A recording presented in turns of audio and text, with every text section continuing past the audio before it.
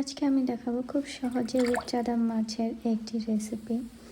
প্রথমে আমি লবণ, মরিচ, হলুদ দিয়ে আর সাথে অল্প একটু লেবুর রস দিয়ে মাছটা মাখিয়ে রেখেছি 10 মিনিটের জন্য। তারপর আমি মাছগুলা হালকা ভেজে নিয়েছি। আর মাছগুলো অবশ্যই কেটে আগে পরিষ্কার করে নেবেন। তারপর আমি পেঁয়াজ কুচি ভেজে নিয়েছি। তারপর এখানে অল্প হলুদ, মরিচ, ধনিয়া এবং জিরা গুঁড়া দিয়ে দিয়েছি। তারপর আমি মশলাটা অল্পক্ষণ তেলের মধ্যে ভেজে তারপর পানি দিয়ে কষিয়ে নিয়েছি। যতক্ষণ পর্যন্ত না তেল উঠে আসে সুন্দর করে, ততক্ষণ পর্যন্ত অল্প অল্প পানি দিয়ে কষিয়ে নেবেন। তারপর আমি শেষ পর্যায়ে মাছটা দিয়ে দিয়েছি এবং সুন্দর মতো মশলার সাথে মিক্স করে নিয়েছি।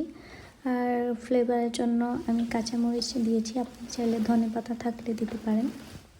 এই তো হয়ে গেল। কেমন লাগলো অবশ্যই জানাবেন।